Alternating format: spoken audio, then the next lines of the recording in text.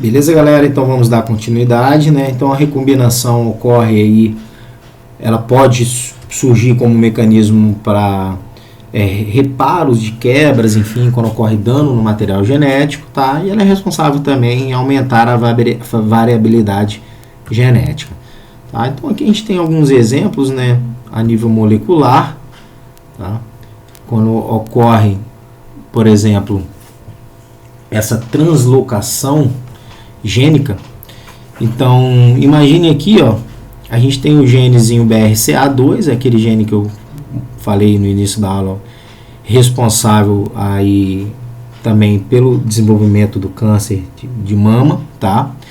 E aí a gente tem aqui erros ocorrendo, alterações no material genético, e essa enzima aqui, recombinadora, a RAD51, ela vem, tá? E ela faz aqui, na hora de reparar um erro, ela faz a junção desses dois segmentos, tá?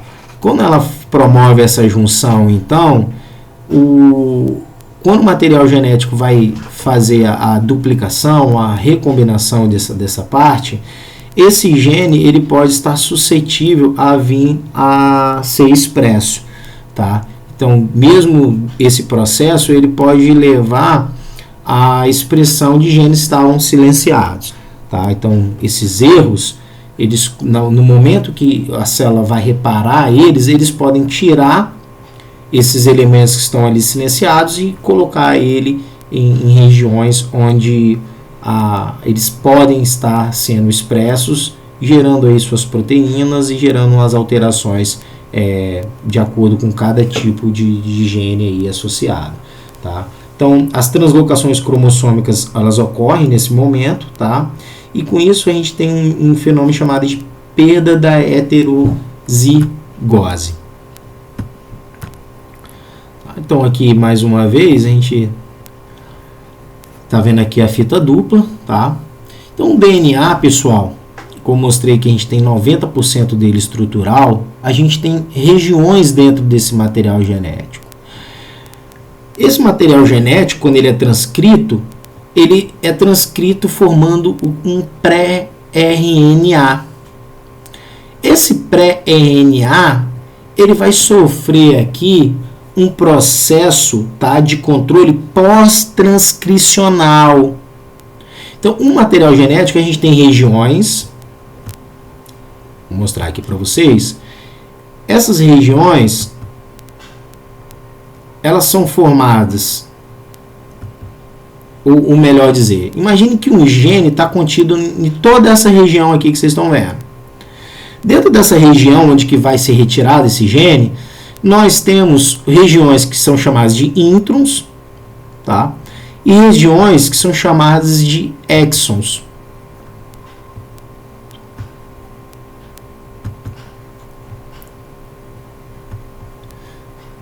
Regiões são chamadas de exons. O pré-RNA, quando ele é formado, ele vai ter uma mistura de introns e exons. Só que os introns,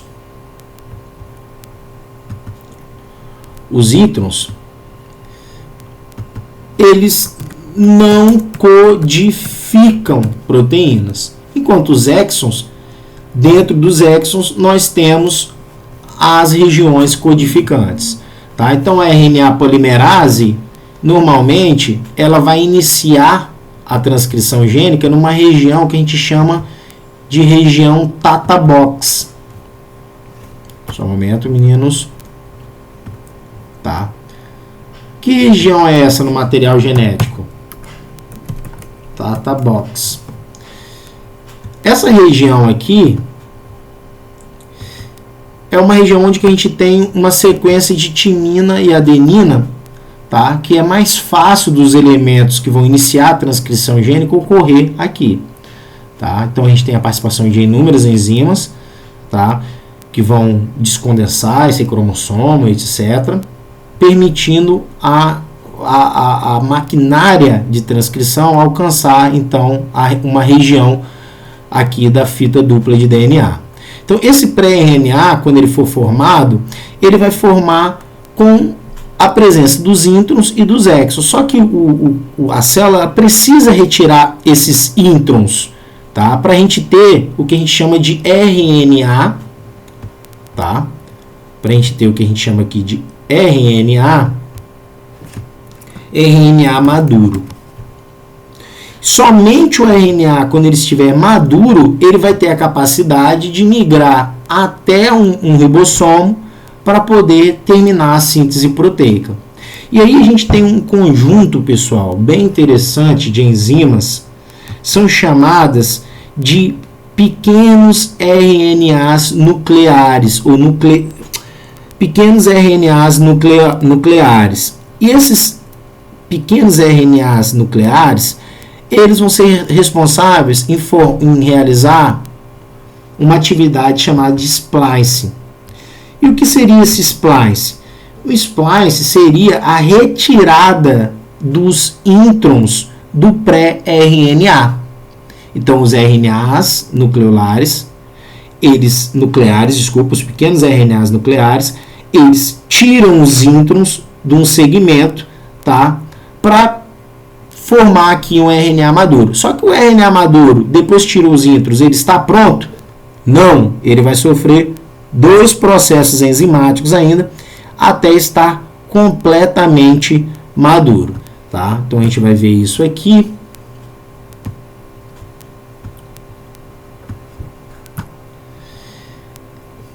Aqui, pessoal, essa tabelinha, só para a gente entender o que a gente já tem de domínio a respeito dessas enzimas, desses RNAs a nível nuclear, tá? Então, dê uma lida nessa tabela, tá? Em casa, com o material que eu vou mandar para vocês. E aqui vocês podem ver a presença de um RNA, que é algo mais comum que a gente estuda, né? Que são os RNAs mensageiros, eles que vão codificar as proteínas, tá? A gente tem os RNAs ribossômicos, tá? Que vão formar as estruturas das proteínas. O RNA transportador, tá? É aquele RNA que vai pegar os aminoácidos, tá? De acordo lá com os códons. Bem, isso é bem um assunto da bioquímica, tá? Mas aqui a gente está vendo de forma pincelada, tá? Então o RNA transportador, ele vai transportar os aminoácidos lá no ribossomo para formar as proteínas juntos com os RNAs mensageiros, tá? A gente tem aqui os RNAs nucleares, tá? Que eles são responsáveis pelo splice, ou seja, pela formação do pré-RNA, a etapa aí de controle pós-transcricional, tá? Aqui a gente tem os RNAs nucleolares, tá?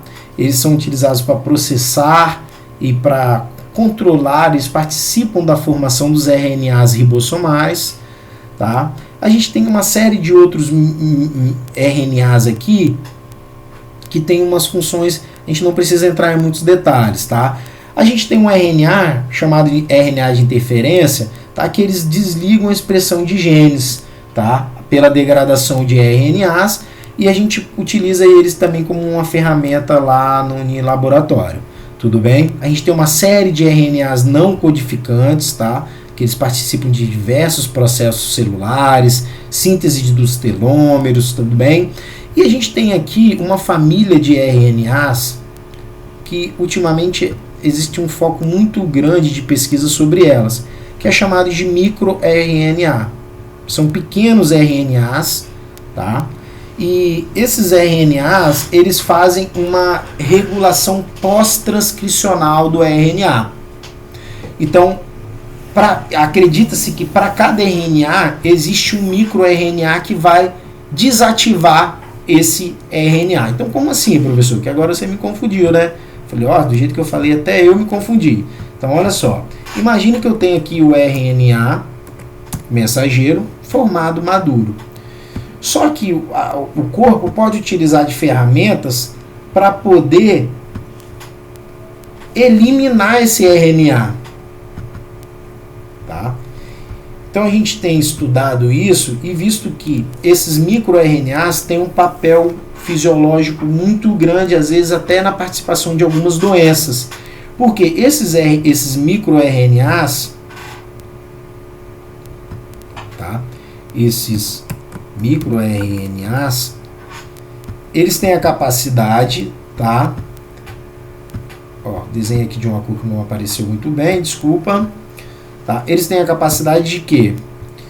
De vir aqui no RNA e quebrar ele, tudo bem? Inativando então o RNA. O que eu quero dizer? Eu quero dizer que nossas células possuem mecanismos pré-transcricionais de controle, existem mecanismos transcricionais e existem mecanismos pós-transcricionais para controlar a expressão gênica. E o microRNA é um desses mecanismos. Beleza, galerinha? Então, vamos dar continuidade. Tá? Então, aqui é um gene. Aqui a gente tem uma região chamada de região promotora. E aqui a gente tem uma região chamada de terminador, ou a região de terminação desse gene. Isso aqui vai me gerar um RNA, e esse RNA ele não está maduro, ele vai sofrer um processo de splice. Tá? Então, existem proteínas que são proteínas chamadas proteínas iniciadoras da transcrição gênica, ou fatores promotores da transcrição gênica. Quando esses fatores eles começam a aderir aqui no material genético, eles fazem ativação de várias outras enzimas. Tudo bem? Então não é algo simples, tá, de ser determinado. E existem milhares de genes que a gente não tem ideia de como que eles são regulados. Tá? Então existem fatores aqui que vão atuar iniciando a transcrição gênica, tá? E terminando ela quando a gente chega nessa região aqui final. Como eu falei, normalmente essa região promotora, iniciadora, a gente tem um domínio chamado de domínio Tata Box. Tá? Então a gente tem algumas moléculas aqui, não precisa entrar em alguns detalhes. E no geral esse complexo enzimático ele vai promover o quê? Uma extensão da transcrição. Tá? E a gente tem a participação aqui de fatores de extensão. E aí, pessoal, interessante então que aqueles RNAs nucleares, eles irão agir aqui, tá? Promovendo a nucleação. E aqui a gente tem mostrando que seria essa poliadenilação e a nucleação de GTP. Tá? Eu vou desenhar isso aqui para vocês entenderem. Tá? Então, olha só.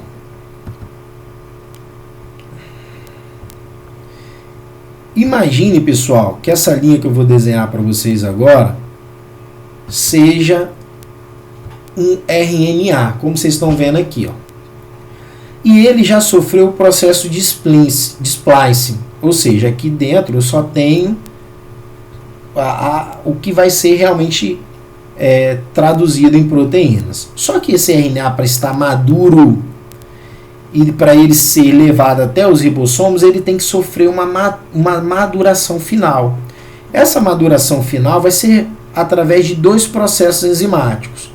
Um primeiro processo, a célula vai adicionar à extremidade 5 desse RNA um grupamento à base da guanosina, que vai formar uma estrutura que a gente chama de GAP5-metil.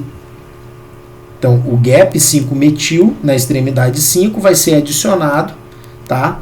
Enquanto, pessoal, a extremidade 3 do RNA, na hora que ela for finalizada, ela vai sofrer uma adição de inúmeras adeninas através de uma enzima chamada de poli-A-polimerase. Então, aqui, pessoal, olha que legal. A gente vai ter adição de inúmeras adeninas.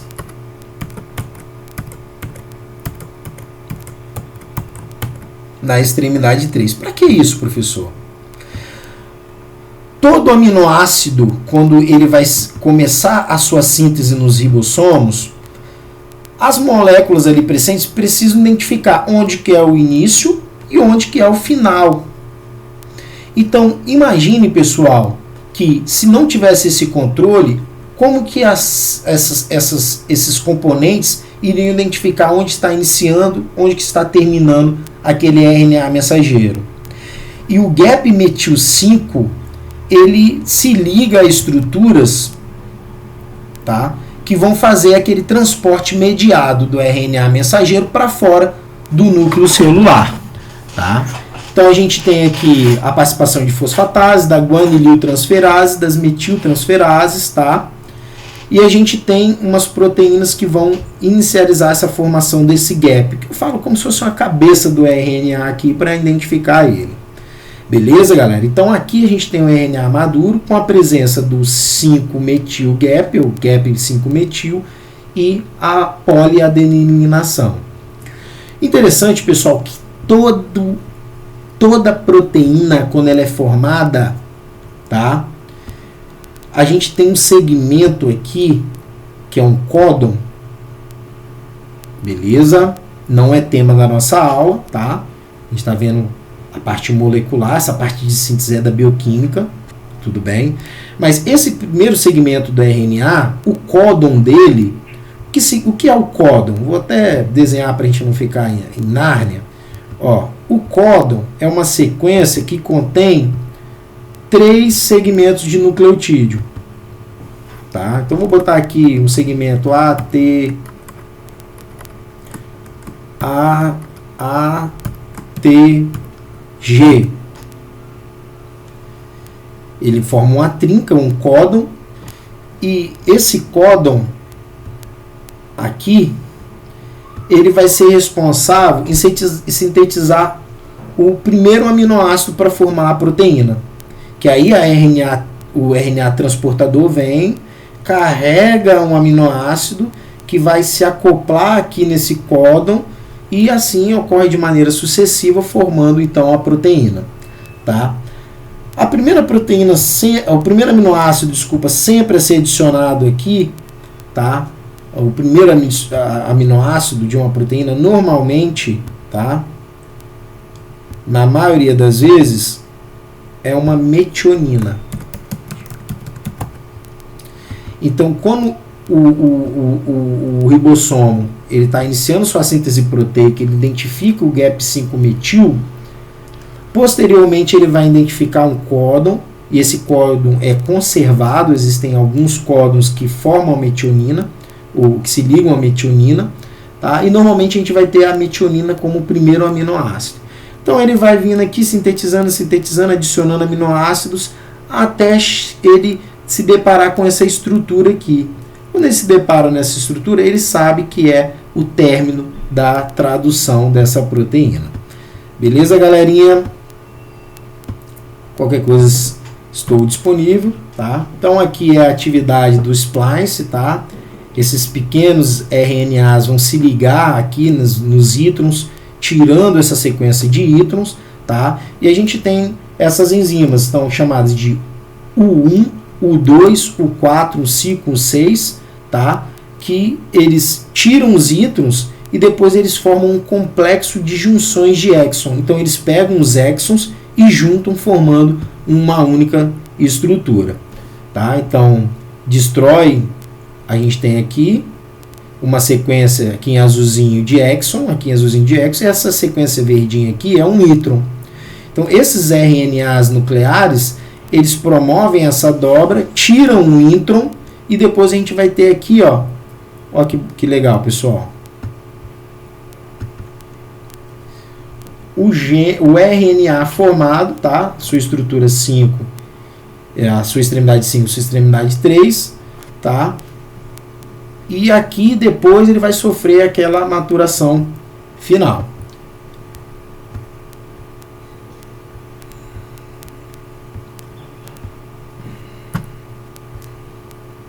Então a tradução ela vai ocorrer a nível dos ribossomos, tá?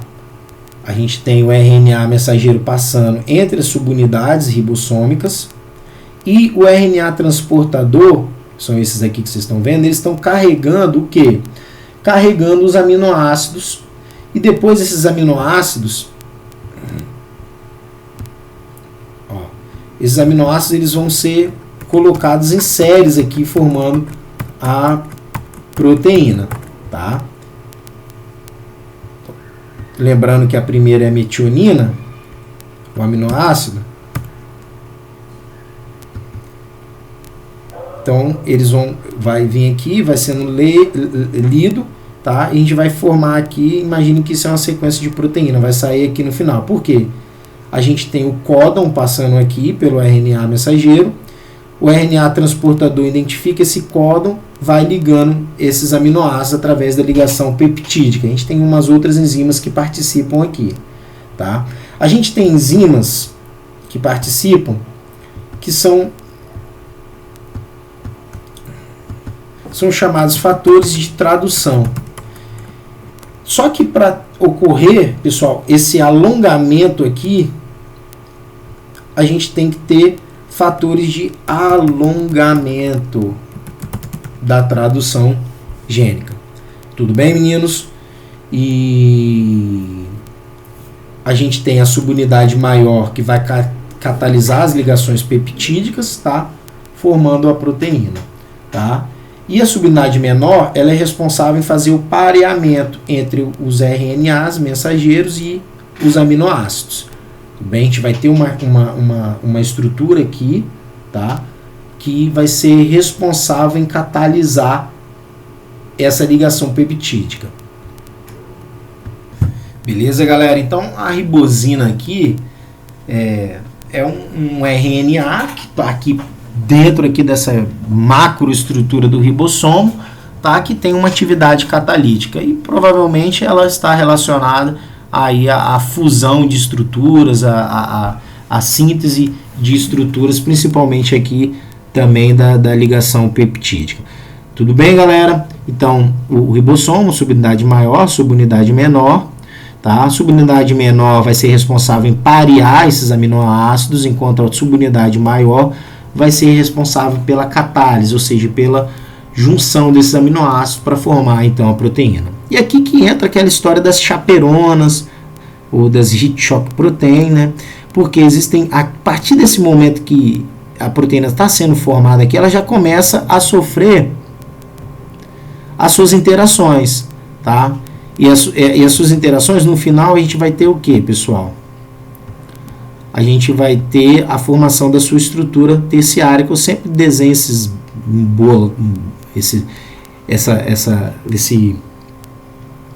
embolado aqui, tudo bem? Para representar o que seria esse padrão terciário aí da proteína, tá? Então, às vezes, as chaperonas, elas auxiliam desse dobramento. E lembrando que esse padrão estrutural tridimensional está ligado com a atividade enzimática, proteica, a sua função aí na célula.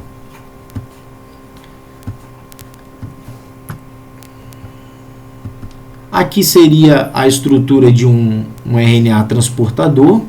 Aí ele tem essa estrutura na forma de um grampo. E aí a gente tem aqui o anticódon, onde que vai reconhecer o códon do RNA mensageiro, e a gente tem a extremidade onde que vai ser adicionados os aminoácidos, tá? A gente tem algumas regiões constantes aqui que são mais estruturais, tá? E aí, pessoal, finalizando nossa aula, tá? A gente já trabalhou o ciclo celular na aula de citoesqueleto. Tudo bem? Então a gente tem aqui as etapas do ciclo, a gente dividiu também com a disciplina de embriologia essa parte, então não entrarei muito em detalhes, tá? Eu espero que esse conhecimento então esteja aí para vocês, que não é uma aula tão difícil assim de ser interpretada, tá? Então aqui só para a gente finalizar, né, a gente já viu algumas coisas em relação à mitose, à meiose, à divisão celular. A gente tem um centríolo, lembrando, o centro organizador do microtúbulo. Ele vai migrar para polos diferentes na célula, tá? E os cromossomos já duplicados, eles vão estar pareados aqui, formando o que a gente chama de placa ou linha equatorial, tá? No cromossomo existe uma molécula chamada de cinetocoro, e o microtúbulo aqui vai se ligar nessa molécula de cinetocoro. A gente tem então a fase da telófase, onde a gente vai iniciar a divisão, e a anáfase, onde que vai ocorrer a divisão. Desculpa, pessoal, a anáfase, onde que vai iniciar a divisão, e a telófase, onde que vai finalizar essa divisão. Aqui na anáfase, a gente tem o quê? A separação das cromatídees irmãs, a separação dos cromossomos. Então, a célula, ela, antes de se dividir, ela amplia seu tamanho, ela aumenta o tamanho das suas endomembranas, ocorre a duplicação dos centríolos, os centríolos migram para os polos diferentes da célula aqui durante a fase da metáfase. E aqui a gente então tem a formação da linha equatorial, tá? E a anáfase vai ser a parte onde começa a divisão em si, onde que os centríolos, juntamente com os microtúbulos, arrastam e separam as cromatídees irmãs. E aqui na telófase a gente já tem aí o processo final, a reconstituição do envoltório nuclear, das outras endomembranas, tá? E aqui a gente vai ter a formação de duas novas células. Então aqui uma imagenzinha de micrografia utilizando uma imunistoquímica, tá? Mostrando essas fases. Então aqui a gente tem um aumento do volume nuclear, preparando a fase aqui para metáfase, tudo bem? A anáfase começando a dividir, aqui a gente tem o finalzinho da anáfase, início da telófase, e a gente tem a formação de uma célula nova. Interessante, pessoal, aqui nas fases, eu já mostrei isso em outra aula, que existem enzimas aqui que são responsáveis, tá, por coordenar a divisão celular, que são chamadas de sinases, de quinases dependentes de ciclinas, tá? Essas moléculas, elas vão checar e vão regular a passagem de uma fase para outra aqui, garantindo a divisão celular. Beleza? Então, galera, então aqui mais uma vez mostrando essas etapas e a duplicação dos cromossomos. Então, aqui se confunde um pouco os alunos, eu vou até desenhar. Imagine que um cromossomo está aqui, ó. Aí durante a duplicação do cromossomo, ele gerou uma outra cromatíde, chamada de cromatíde irmã. Aí lá na divisão, o que ocorre? Eu tenho um microtúbulo para aqui, de um lado, e eu tenho um microtúbulo desse lado. Cada um vai se ligar a uma cromatíde dessa aqui. Desculpa. Numa molécula chamada de cinetocoro. Tudo bem? Depois disso, o que vai ocorrer? Esse cromossomo aqui vai ser separado da sua cromatíde. Então, ele vem para um lado, tá? E aqui a gente tem o microtúbulo do outro lado, arrastando a outra cromatíde. Beleza? Então, a gente tem um cromossomo, de princípio, que ele duplica, vira 2, depois a gente tem a separação dessas cromatídees. Tá? Como vocês podem olhar, dá uma olhada com calma nesse material aí que eu vou disponibilizar para vocês. Então aqui está exatamente lá o centro organizador do microtúbulo, centríolos, tá? A gente tem aqui o microtúbulo, o cinetocoro, e aí há um arrastamento dessa molécula de cromossomo, ela é arrastada. Beleza? E isso promove então a divisão. Existem erros que ocorrem? Nossa, pode existir diversos erros aí. Tá? Geralmente quando a célula, durante a divisão ou dos seus processos, ela gera um erro, essa célula é eliminada aí por conta própria. Ela entra em via apoptótica ou nosso sistema imunológico vai ali e dá um chega para lá nela, eliminando ela do nosso corpo. Tá? Existem algumas síndromes, por exemplo, como a síndrome de Down, é quando há passagem de um cromossomo a mais para uma célula, ou seja, não ocorre essa divisão e acaba uma célula saindo, uma célula somática, tá?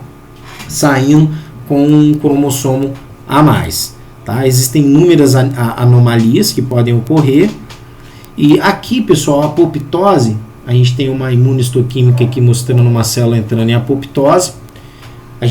Vocês estudam isso de forma mais aprofundada na disciplina de patologia, tá? A gente tem dois tipos de morte celular aí, que é a necrose e a apoptose, sendo que a apoptose é uma forma controlada, tá? Então, quando há um erro, a célula está envelhecendo, normalmente ela morre por via apoptótica. A gente consegue ver essas formações dessas bolhas aqui, né, de modo bem rudimentar, falando para vocês, né? E isso fragmenta a célula de modo inteiro. E aí depois o corpo reutiliza essas partes aí em cima de outras funções. Então a gente tem um experimentozinho que a gente faz com cebola, tá? A gente coloca as raízes da cebola para germinar e a gente corta essa raiz da cebola, coloca numa lâmina, tudo bem, pessoal? E aí a gente consegue ver células em diferentes etapas do processo de divisão. Uma metáfase, tá? Aqui a gente já está numa anáfase ocorrendo aqui de forma bem preponderante, tá? Uma prófase aqui, essas células com núcleo grande, muito grande, estão aqui na fase de prófase. Beleza, galera? Então, mais uma vez aqui, graças a Deus a gente pôde concluir essa aulinha, tá? Espero que a gente não tenha dificuldade para completar nosso semestre. Vou estar à disposição para tirar qualquer dúvida com vocês, tá? E tenha aí uma boa noite, uma boa semana, tá? Bons estudos, não deixem a peteca cair, a gente precisa de estar unidos nesse momento, beleza, galera? Então, até a nossa próxima aula.